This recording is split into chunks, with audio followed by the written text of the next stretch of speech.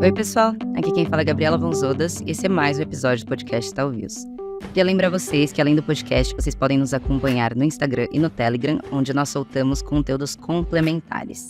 Como os principais temas da agenda política podem impactar a Bolsa em 2024? Essa é a pergunta que a gente vai tentar responder aqui nesse episódio. A ideia é comentar as perspectivas para a tramitação de algumas das discussões importantes do Legislativo, como a reforma tributária, e entender como os principais setores da Bolsa podem sofrer ou ser beneficiados por essas pautas.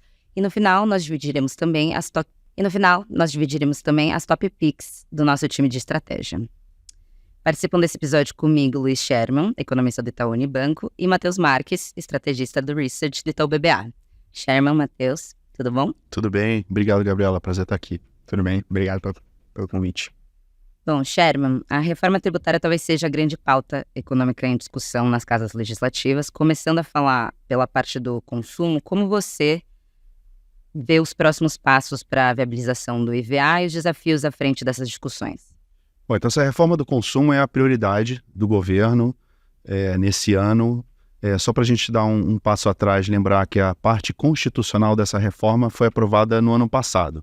E para esse ano, então, agora a gente tem a fase de legislações abaixo da Constituição, que é toda a regulamentação dessa reforma que já foi aprovada. Ela não mexe na Constituição, mas ela é super complexa, porque são muitos tópicos, são 70 temas que têm que ser regulamentados. Então foram estabelecidos nada menos que 19 grupos de trabalho, que vão trabalhar intensamente aí para fazer essa reforma avançar. Vai ter até uma comissão de sistematização, que é para poder tornar o trabalho mais produtivo. E essa reforma ela vai contar com 4 projetos de lei. Tá? Primeiramente, vai ter um projeto de lei mais geral, organizador dos impostos, com a definição e regulamentação do IBS e da CBS. IBS, Imposto sobre Bens e Serviços, que é a nível estadual e municipal, e a CBS, que é a Contribuição sobre Bens e Serviços, que é a nível federal. São os novos impostos, vão ter que ser definidos nesse primeiro projeto de lei. O segundo projeto de lei vai ser o projeto para definir esse comitê gestor do IBS. Você imagina administrar esse imposto em 27 estados, certamente vão ter muitos tópicos a serem decididos, muita confusão, muito contencioso, então vai ser preciso ter esse comitê funcionando bem, e o segundo projeto de lei ele vai tocar nesse tema. O terceiro projeto de lei é um projeto sobre o imposto seletivo, que são os impostos que vão tratar de bens que são prejudiciais à saúde ou ao meio ambiente. E vai ter também um quarto projeto que não estava previsto inicialmente, mas que agora está sendo decidido entrar, que vai tratar especificamente de como resolver os contenciosos. Então, assim, é bastante coisa, e aí a gente se pergunta qual é a chance de aprovação, quanto tempo vai demorar. É prioridade, mas o problema desse ano é que a gente tem eleições municipais em outubro, então o calendário político ele vai ser atrapalhado por esse evento. Inevitavelmente, à medida que a gente chegue próximo da eleição, a discussão política vai ficando mais complicada, os temas espinhosos vão sendo evitados. Então, assim, a janela mesmo de oportunidade para passar essa reforma vai ter que se concentrar no primeiro semestre, depois vai ficando mais difícil. E dentro desses projetos, claramente, o principal é o primeiro, sem ele não acontece nada. Você vai ter que ter essa legislação geral sobre os novos impostos, e porque esses impostos têm que começar a ser cobrados em 2026. Então, você tem que aprovar, senão não vai dar para o sistema entrar em operação. No limite, esse projeto de lei pode até ser aprovado até meados do ano que vem. Então, existe ainda uma margem de manobra, mas ninguém vai querer correr risco e o governo vai botar prioridade para tentar essa aprovação até meados do ano. Mas essa é a prioridade e isso tem que caminhar. Beleza. E, Matheus, estressando um pouquinho mais esse ponto da simplificação tributária, como que esse processo pode afetar os diferentes setores da Bolsa? Perfeito. Eu acho que primeiro, pensando na Bolsa, eu acho que é positivo, obviamente a gente está falando muito da discussão que vai ter, mas a simplificação tributária ela é muito bem vista pelos investidores, principalmente dos estrangeiros, né? Que de vez em quando a gente fica perdido, mas o investidor estrangeiro vai tentar entender como é que funciona esse sistema atual, né? O que ainda está em vigência. Então, de maneira geral, ele é positivo para a Bolsa, uma questão um pouco mais de sentimento. Eu acho que precificar isso para as empresas, para os setores no curto prazo, é muito difícil e o mercado não vai fazer isso agora, porque a gente tem ainda sistemas que vão coexistir por um certo tempo, tem muitas definições a serem feitas ainda. Então, o mercado não vai colocar isso na conta agora, mas, como eu falei, no médio e longo prazo é algo com certeza positivo. Pensando nos setores, eu acho que eu vou até dividindo um pouco em alguns grupos, né? Eu acho que vai ficar um pouco mais fácil a gente fazer essa análise. Eu acho que um setor até relativamente bem favorecido é o setor de exportação, né? Empresas ligadas à exportação, que hoje, no sistema atual, você tem essas empresas acumulando muitos créditos dentro da sua cadeia produtiva. No sistema novo não haverá necessidade desse acúmulo de créditos, vai ter um sistema de creditamento dentro da cadeia que vai facilitar essa dinâmica para as empresas, então positiva primeiramente para as exportadoras. Um segundo grupo são as empresas mais intensivas em capital, investimento de capital fixo, né? Empresas que fazem muito CAPEX, e empresas também que têm pouca exposição ao pessoal na sua parte de custo, né? Porque você tem o pessoal não entra nessa parte de creditação e esses investimentos, custos com materiais, com serviços, eles entram nisso, mas a parte pessoal ela acaba ficando fora. Então, empresas fazem muito CAPEX, fazem muito investimento, pode comentar empresas do setor de utilities, empresas do setor industrial, por exemplo, seriam algumas beneficiárias. E um último grupo, que seriam aquelas empresas que hoje têm muita exposição, talvez, a benefícios tributários que vão ser extintos, né, que os impostos vão ser extintos. Por mais que, na verdade, você já tivesse muitos impostos ali até 2030, 2032, acho que o mercado vai acabar tendo um pouco de dificuldade de precificar isso lá na frente, nos modelos, principalmente. Mas isso, lembrando assim, acho que não nem chega a ser um grupo que se é prejudicado, é mais que a gente tem um pouco mais de incerteza, porque, obviamente, as empresas vão surgir com estratégias para ganho de eficiência de produtividade, para a parte logística também tem espaço para ganhar um pouco de eficiência.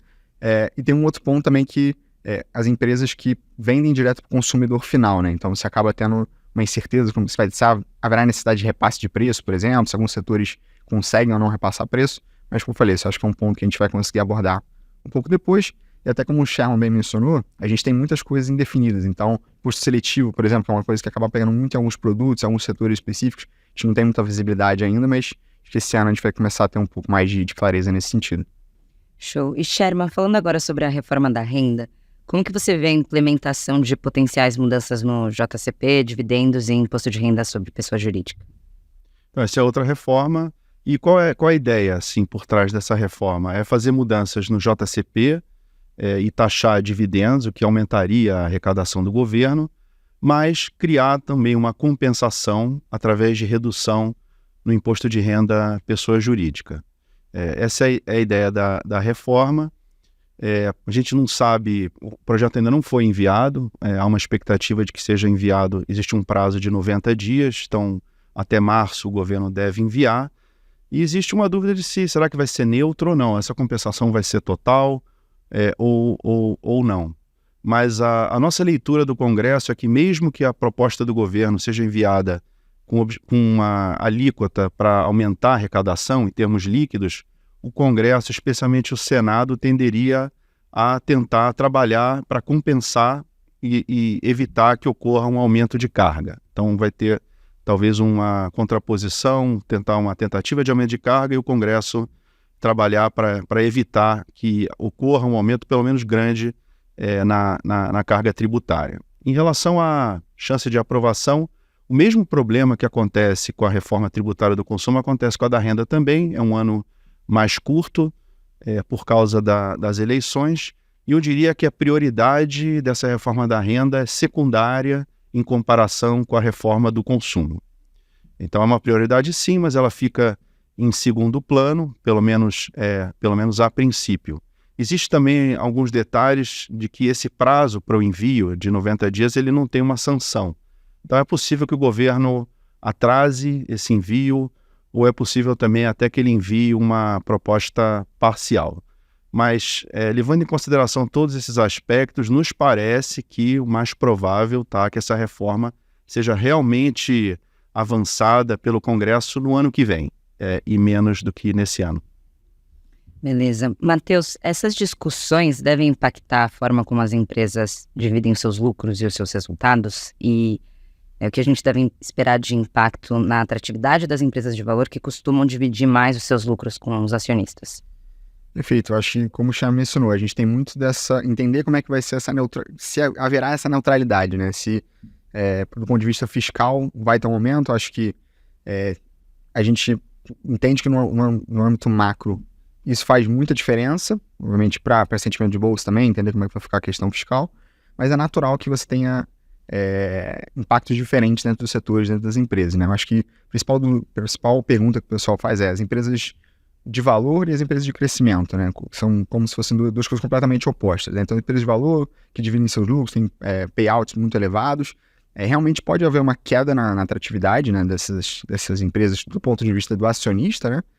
Mas ao mesmo tempo a gente entende que essa empresa tem possibilidade de, enfim, programa de recompra de ações, por exemplo, uma maneira de alocar capital de maneira um pouco mais eficiente, que não entraria nessa tributação de dividendos, ou até uma mudança na estrutura de capital das companhias, seria uma alternativa também, depende muito de como vai ficar essa balança de redução de potencial alíquota com tributação de dividendos, fim de JCP, então são pontos que a gente, regulamentação do JCP, então acho que são pontos que a gente tem que olhar quando tiver um pouco mais bem definido, tiver essa continha um pouco mais fechada.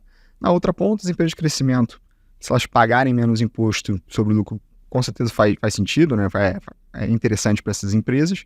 Acho que um ponto que é só importante, como eu falei, as pessoas olham como se fossem duas coisas completamente opostas, não necessariamente opostas, mas coisas bem divididas, né? Mas sempre tem algumas empresas no meio que elas conseguem gerar rentabilidade, conseguem gerar caixa, gerar lucro nas atividades atuais, mas elas não distribuem esses proventos, esses lucros, porque elas veem oportunidade de investimento, né? Então, são temos até uns casos dentro do portfólio, vou deixar um pouquinho mais para o final, mas que são empresas que a gente consegue ver essa possibilidade, né? Que podem se beneficiar talvez de um imposto um pouco menor no lucro, mas que pelo fato de elas não pagarem tanto dividendo e conseguirem reinvestir esse lucro, esse caixa, a taxas de retorno elevadas, elas talvez fiquem com ganhadoras relativas assim, nesse ponto.